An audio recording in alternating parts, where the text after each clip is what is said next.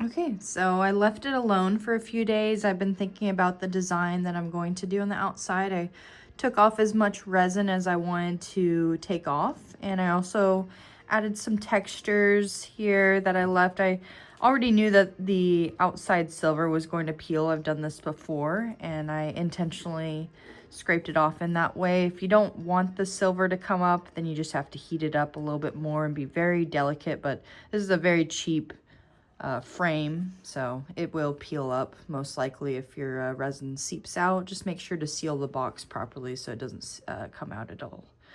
But I left some of the texture here from the resin, and I left some of the silver, and then I'm going to paint the outside, probably match this color design here with for my palette.